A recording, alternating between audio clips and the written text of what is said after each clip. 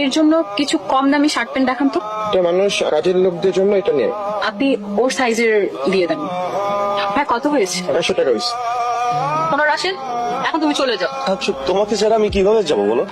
এসব ফালতু কথা একদম বলবে না, আশেপাশে মানুষজন সবাই দেখছে আমাদের। প্লিজ চলে যাও, আর কোনোদিন আমার সামনে আসার চেষ্টাও করবে না। দেখো রিপা, আমি তোমাকে বিয়ে করেছি আমার পরিবারের অমতে।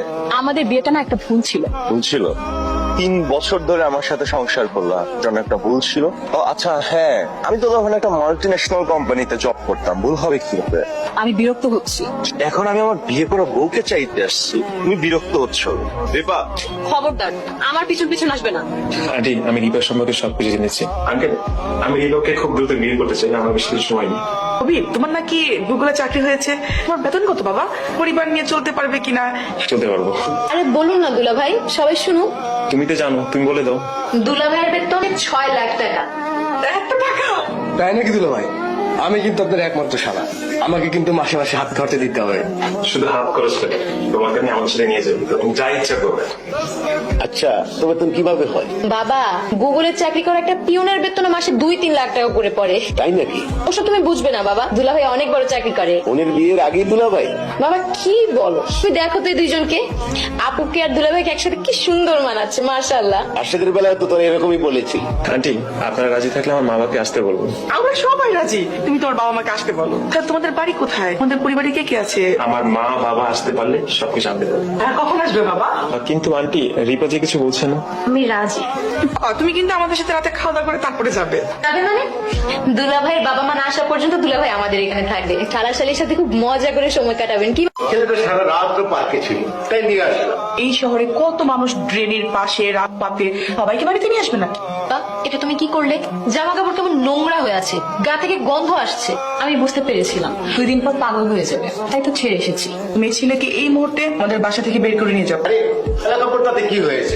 গোসল করে নতুন জামা পরলেই তো হয়ে যায়। নতুন জামা কোথায় পাবে? জামা আছে না অনেক নতুন, সেখান থেকে একটা দিবি। প্রত্যেকটা জামা কাপড় ব্র্যান্ডেড, আমি আমার জামা কাপড় কারোর সাথে শেয়ার করতে পারবো না। মন করিস না বাবা।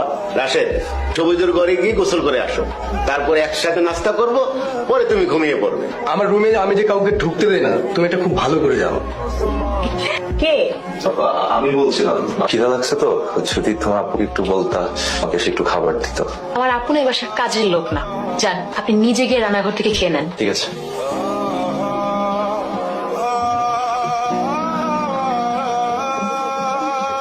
ছেলেটা কি আছে এখনো বাসায়? তুমি খাও তো। ছেলেটাকে ডাক, একসাথে নাস্তা খাবো। বাবা আর প্রশ্রয় দিও না তো। মিঠু কিন্তু ঠিক কথা বলছে, তুমি ছেলেটাকে বেশি প্রশ্রয় দাও, তো প্রশ্রয় দিবে ও দেখবে যে শেষের ঘর জামা থেকে গেছে। তাই বলে আমার বাসায় একটা ছেলে না খেয়ে থাকবে, এটা তো হতে পারে না। তুমি যে কি বলো না, যদি জামাই আপ্যায়ন করি তাও তো ছেলে বাসায় ছাড়বে না। এই জন্যই তো আমি গতকাল সারাদিনও খেতে দিইনি, যাতে এমনিতে চলে যায়। এই তো মনে হয় আমার মা বাবা বড় ভাই চলে এসছে। ইনি হচ্ছে আমার মা বাবা, বড় ভাই, সবকিছু। এসব তুমি কি বলছো? আপনি ঠিকই শুনেছেন, উনি আমার বড় ভাই। কি অবাক হচ্ছে? অবাক তো হওয়ারই কথা। আপনার তো আর আমার ভাইয়ের সম্পর্কে জানেন না, আপনাদের তো উদ্দেশ্য অন্য কিছু। তোমার ভাই বাসা ছেড়ে দিয়েছিল, এমনকি বাসার সব মালামালও বিক্রি করে দিয়েছিল। তোমরা আমাকে এত বড় ধোঁকা কেন দিলে? তোকা তোকে তো আপনি দিয়েছেন আমার ভাইকে। আরে ভাই তো পুরাতন মাল বিক্রি করেছেন, নতুন বাড়িতে নতুন মালা মানে উঠবে, তাই। নতুন বাসা মানে?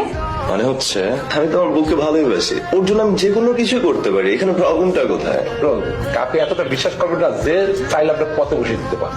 ভাই ভাবিকে সব কিছু দিয়ে দাও, আমার কোনো আপত্তি নেই, তবে তার আগে ভাবিকে পরীক্ষা করে নেওয়া উচিত। শিক্ষা করে নিব মানে?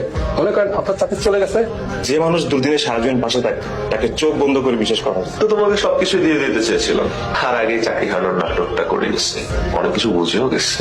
টাকা পয়সা বাড়ি গাড়ি সবকিছু তোমার নামে নিয়ে আমার ভাইকে যেভাবে সেভাবে না যেতে চেয়েছিল। থেকে বড় কথা হচ্ছে মা যেরকম তোমার বাবাকে জিম্মি করে রেখেছে, তুমিও ঠিক ওই কাজটাই করতে নিয়েছিলা। আফসোস তুমি তা করতে পারোনি, তার আগেই কুৎসিত চরিত্রটা আছে না, সেটা দেখে ফেলেছি। একটা চাকরি, একটা স্বামীর চোর দামি, একটা মানুষের চাকরি চলে আসার সাথে তাকে তোমার রাস্তায় নামিয়ে দিলে। কেমন মানুষ তোমরা? তোমাদের মতো মানুষের কারণে সব মানুষের দোষ হয়। আমি আগেই বলেছিলাম তোমরা ভুল করছো। রাশেদের সাথে বিয়ে করার সময় তো তুমি এই কথা বলেছিলে যে আমরা ভুল করতেছি। হ্যাঁ বলেছিলাম, রাশেদের মঙ্গলের জন্য বলেছিলাম। রাশেদ একটা ভালো ছেলে, তোমার লোভে পড়বে সেটা আমি খুব ভালো করে জানতাম। রাশেদ, তুমি আমাকে ক্ষমা করে দাও প্লিজ। তোমাকে ক্ষমা করলে রাশেদ মস্ত বড় ভুল করবে। আচ্ছা কবির, আপু আর ভাইয়ের তো সবকিছু ঠিক হয়ে যাবে তাই না? আপনি তো আমার বেয়াই, আপনাকে খুব ভালো লাগে। তোমাদের মতো নির্লজ্জ লোভী পরিবেশতে আমি কেন? আমার ভাই যদি কোনো সম্পর্ক রাখে, আমার ভাইয়ের সাথে সম্পর্ক রাখবো না। ঠিক বলেছিস ভাই, মানুষদেরকে না ক্ষমা করতে নেই, আমাদের সবসময় তো ভালো লাগলো। চল। রাশেদ প্লিজ, রাশেদ যেও না প্লিজ, রাশেদ আমাকে মাফ করে দাও।